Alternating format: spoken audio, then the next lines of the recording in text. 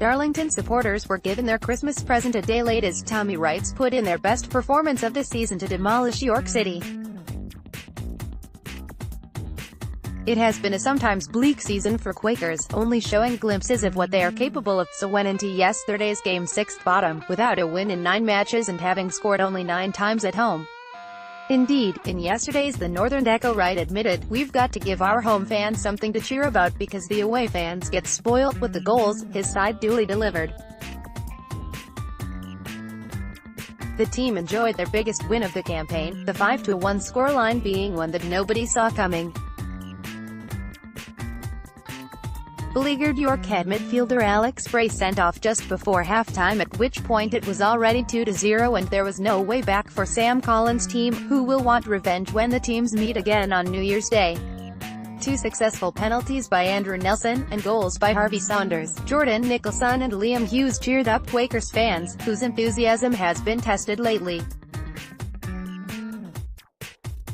Wright has been the target subject of groans from supporters, but there could be no complaints yesterday. "It's been coming," beamed Wright. "That's a performance that matched the result. We often talk about the amount of times we should have won games. We all knew that the lads were capable of that, and the timing, in front of a big crowd, is when you want it to happen. Today was a 5-star showing. The lads were superb from start to finish. We're disappointed to concede a goal, but sometimes you can't have it all. Hopefully what we've done is put down a marker, foundations to let us build, restore a bit of confidence, a bit more belief. If we keep working hard off the pitch, results will come." Wright's reaction to Saturday's 3-3 draw at Altrincham was to restore Hughes and Ben O'Hanlon to the starting 11 for Johnny Byrne and William Scopela, who was unavailable for personal reasons. There were chances early on at both ends, suggesting supporters were in for a Christmas cracker. York's former Darlington goalkeeper Adam Bartlett pushed the ball wide after Nicholson had a low crack from 20 yards, and at the other end Josh Law hit the post with a free kick. It was fast and frenetic, and Darlington really should be ahead when Saunders and Nicholson were denied by Bartlett, and then Nelson put the loose ball wide. York went close again when Joe Ironside, who played under Wright at Nuneaton, hit the post, at which point a goal seemed imminent. It went to Darlington on the half-hour mark, Nelson's penalty going high into the net after he had been pushed by right-back Nathan Dyer. Nelson gave Dyer an afternoon he will want to forget, with one particular piece of skill leaving the right-back bamboozled. Suddenly Darlington were in control and it was 2-0 on 38 minutes, this time Saunders converting from close range after good play up the right. Romo Palmer played a key part.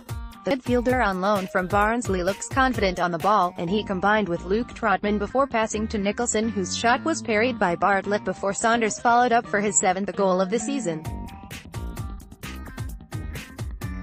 Bray saw red when he left a foot in on Tom Elliott as the Darlington midfielder cleared, the York man presumably aware of his guilt as he did not protest referee John Matthews' decision to show red for a second bookable offence. It was the 7th game in which Darlington's opposition have had a player sent off this season, and despite being 2-0 up, few Quakers were celebrating victory just yet.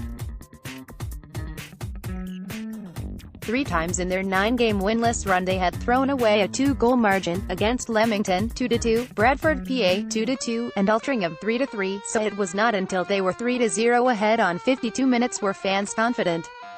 It was another penalty, this time after former Darlington defender Joe Tate tripped Saunders, with Nelson rolling the ball home for the 4th goal of his loan from Sunderland.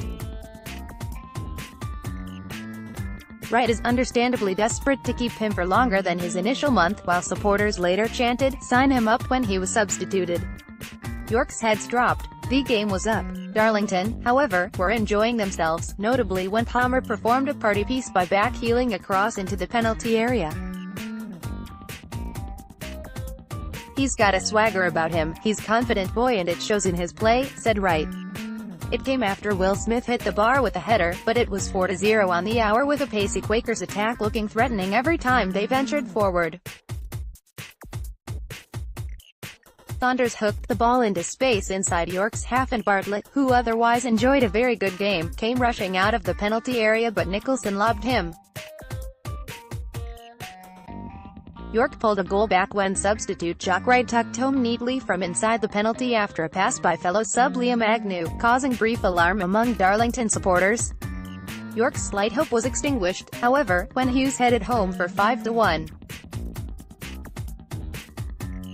The defender, who has had a shoulder problem, was recalled ahead of schedule due to Darlington's defence being so leaky at Altrincham, scored his first goal for the club by evading Tate when meeting a Terry Galbraith corner.